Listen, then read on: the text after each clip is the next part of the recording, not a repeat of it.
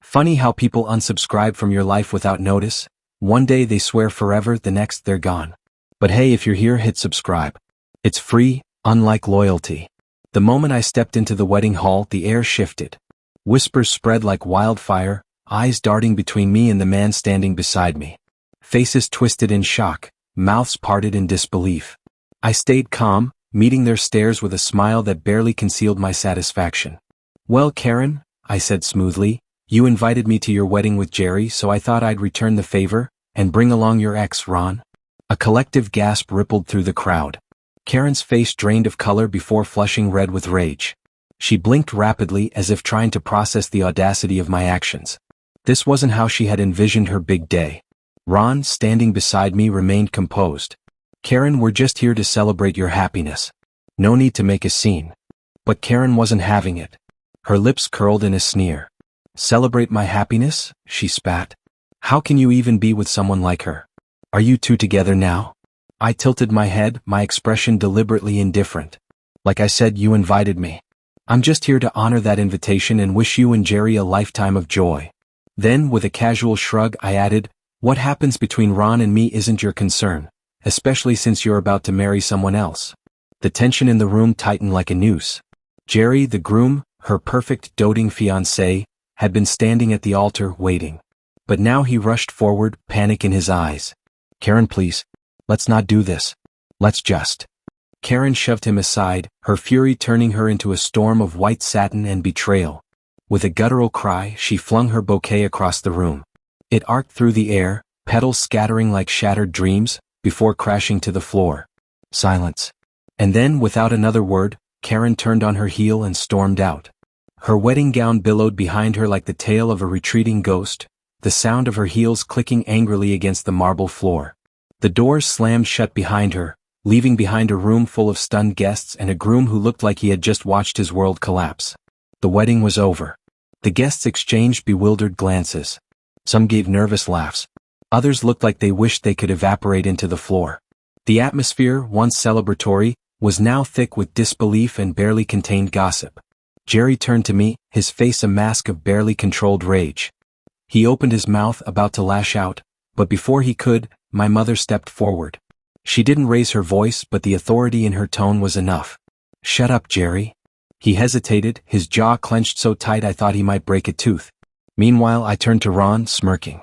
"I think we've overstayed our welcome." He nodded, and together we walked out, past the scandalized stares, past the hushed murmurs, past Jerry, whose life had just unraveled before everyone's eyes. And as I stepped out of that hall, a weight lifted from my chest. The weight of betrayal. The weight of years spent pretending everything was fine. People could judge me all they wanted. But I had never cheated, never broken vows, never destroyed a marriage behind someone's back. I had simply given my stepsister a taste of her own medicine. And the world had watched as she choked on it. Sunday dinner at my parents' house had always been predictable. My mom in the kitchen, stretching a pot roast to last an entire week. My dad glued to the TV. My sister Vera on the couch, lost in her phone. It was routine. It was normal. Until I noticed the extra place settings at the table.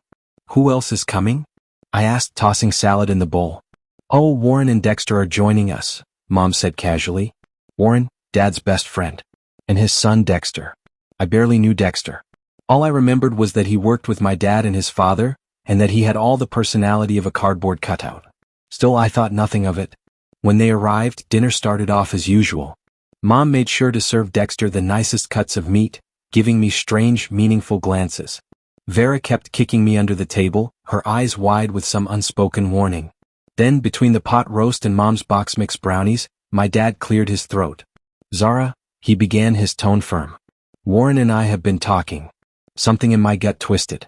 My instincts screamed that whatever was coming next, I wasn't going to like it. Warren beamed. "Dexter here is ready to settle down," he announced like he was revealing the winning lottery numbers. And we thought, what better match than our two families coming together? My heart stopped. What? "It makes sense," Dad continued, refusing to meet my gaze. "Warren and I are expanding the business. Dexter will eventually take over his father's role. You two would make a good match." I stared at them, my fork frozen midair. Across the table, Dexter was focused on his brownie like it was the most fascinating thing in the world. He looked just as horrified as I felt. I forced myself to swallow the sawdust like brownie in my mouth. I'm dating Logan. Silence. Mom waved a dismissive hand.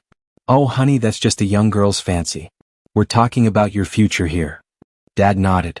Logan's a nice kid, but he's not going anywhere. Dexter has a real future in the business. I turned to Dexter, desperate for him to say something, anything. But he kept his mouth shut, shoulders hunched. Warren smirked like he had just solved world hunger.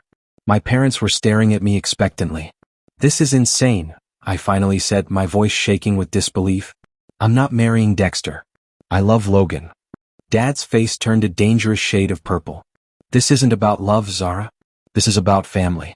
About the future. I pushed my chair back, my pulse pounding in my ears. Then find another future because I'm not signing up for this one. As I grabbed my bag and headed for the door, I heard my father's final blow. You have until the end of the month to end things with that boy. We're announcing the engagement at Warren's birthday party. I didn't look back. I couldn't. I walked out, my heart racing, my hands trembling as I climbed into Logan's car. He was already waiting, parked just down the street, clueless about the absolute train wreck I had just walked away from. We had planned a simple Walmart trip after dinner, some essentials for his apartment. But suddenly that felt like a lifetime ago. I fumbled with my seatbelt, my hands shaking. That bad? Logan asked, concern flickering in his blue eyes. I let out a hollow laugh. Worse. That was yesterday. Today my phone has been flooded with messages. My mom urging me to be rational. My dad, dead serious about his ultimatum. My cousin Ophelia, calling to see if the rumors are true. And Vera? She just sent me a series of WTF texts followed by a warning. Dad is serious. Logan and I stayed up all night talking. We had planned to move in together when his lease expired next month. Just a small 2-bedroom in the same building as his friend Andre. Nothing fancy, but it was ours. Now, I'm wondering if we should speed up those plans. I've silenced most of my family on my phone. The unread messages keep piling up. The only person I've responded to is Vera, who for now has promised not to tell anyone that I'm staying at Logan's tonight. I love my family. I really do. But this is insane. It's 2024, not 1825. Who even arranges marriages anymore? And more importantly, what am I supposed to do next? It's been 2 weeks since that disastrous Sunday dinner, and I'm currently sitting on Logan's couch at 1 a.m., stress-eating dollar store cookies while our broken water heater refuses to cooperate. The landlord isn't answering texts, so I'm boiling water for a sink shower like it's the 1800s. How did everything spiral this fast? The day after my last post, I went home to grab some essentials, thinking I'd be in and out before my parents got back from work. But Vera was home, curled up on the couch with a cold and a pile of college textbooks. Between stuffing clothes into my duffel bag, she filled me in on what I had missed. Turns out, this whole arranged marriage thing wasn't just about family values or tradition. It was something far messier. Warren's business was in serious trouble. My dad was stressed about money, as evidenced by the leaky kitchen faucet that had been dripping for months. This engagement wasn't about me and Dexter. It was about merging businesses. They were hoping to use my dad's contracts to keep Warren's company from completely going under. How romantic. Then Vera dropped the real bombshell. My parents had already booked and paid for the wedding venue. A non-refundable deposit. They had disguised it as Warren's birthday party, but on the contract, it was clearly listed as my engagement celebration. My mother had been showing this contract to everyone, claiming it was proof that I couldn't back out now. It was a venue way out of their budget. A fancy converted barn that probably cost more than I made in 3 months. How they even afforded the deposit was beyond me. And then the harassment started. Over the next few days, my phone became a battlefield of missed calls, emotional voice messages, and texts that ranged from guilt-tripping to straight-up manipulation.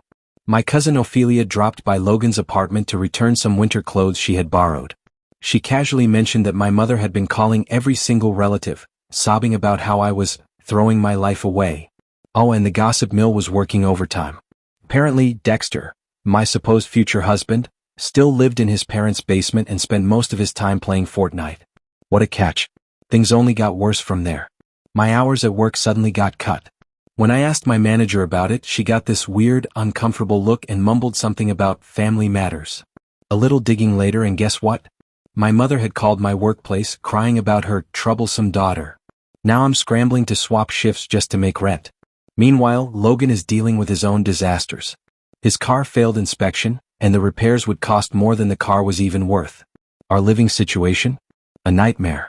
His tiny studio apartment was never meant for two people, and we're constantly tripping over each other. His downstairs neighbor keeps complaining about excessive noise.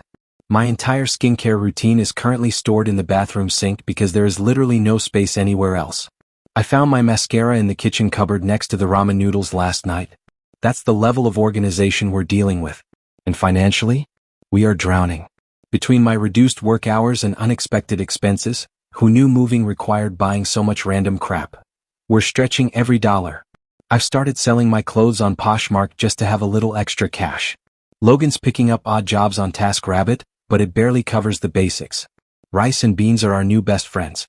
And then, because life just had to get more ridiculous, I ran into my parents at Walmart while shopping for discount groceries. What followed was a full-blown melodrama in the cereal aisle. Mom in tears. Dad furious. Random shoppers pretending not to eavesdrop while definitely eavesdropping. I stood there, gripping a box of off-brand Cheerios, while my mother pleaded with me to stop being selfish and think about the family. My dad reminded me, again, that I had, until the end of the month, to fix my mistake. And for the first time in my life I looked at them and thought, maybe I don't want to be part of this family at all. Fourth update. Family devotion and guilt tripping are apparently limitless resources in my household. Today's episode began at the grocery store. Logan and I were just picking up essentials, nothing fancy, just the cheapest, most practical options we could afford. But the moment Mom noticed the generic brand items in our cart, she burst into tears, wailing about how I deserved better than this life. Her new tactic? A deep dive into the so-called wedding fund. Apparently, my parents had been saving for my wedding since I was born. To prove it, Mom sent me pictures of the passbook, along with a not-so-subtle selection of childhood photos and a screenshot of modern wedding venue prices. Just in case I didn't fully grasp how much I was throwing away. As if that weren't enough, our housing situation took another hit. The landlord of our proposed flat decided to rent to his nephew instead, meaning Logan and I are officially back to square one. His lease expires in 2 weeks, and finding an affordable place has been harder than expected. His friend Andre offered us his spare room temporarily, but it feels like admitting defeat, especially since Andre lives in his parents' garage and still has his laundry done by his mother. Logan has been unwaveringly supportive, but I can tell this is getting to him too. Yesterday I caught him staring at a pack of ramen with a dejected expression, and it broke me a little. The worst part? The extended family. My phone hasn't stopped buzzing. Texts from relatives I barely know, all of whom are suddenly experts in why I'm ruining my life. Vera keeps me updated on the home front. Apparently, Dad is considering removing me from his will, which would be more concerning if there was anything to inherit. But whenever I start to waver, I look at Logan, maybe playing Wordle, maybe humming while washing dishes, and I know I can't give in. We are not a business merger. We are people. Even if, at this moment, we're sharing a single bath towel because we forgot to grab mine during the Great Escape. We're taking things one day at a time, apartment hunting during lunch breaks, blocking new numbers as they appear, and figuring out our next move. We still have each other, even if date nights right now consist of comparing property listings over microwave ramen. He finally reached out. It wasn't dramatic, just a short message asking if I was eating well and if we needed anything. I could tell it was his way of opening the door, even if he couldn't bring himself to apologize outright. Mom, on the other hand, has been quieter. She still posts passive-aggressive memes, but Vera says she's been keeping a framed photo of me on the kitchen counter again. Small steps. As for Logan and me, we're making it work. Our little apartment, weird layout and all, is starting to feel like home. We finally got a second bath towel, and the ramen budget has expanded to include occasional takeout. It's not perfect, but it's ours. This journey has taught me that happiness isn't about following someone else's blueprint for your life. It's about creating your own. Love isn't a contract or a business deal. It's found in the little moments, the laughter over burnt toast, the shared headphones on a long commute, the ridiculous idea of selling tiny hats for cats. If this story resonates with you, tell us in the comments. Have you ever had to choose between expectations and your own happiness? Let's talk about it. Also, let us know where you're watching from. I'd love to connect with others from country name and hear your stories. And if you enjoyed this journey, don't forget to like, share, and subscribe. More stories are coming your way.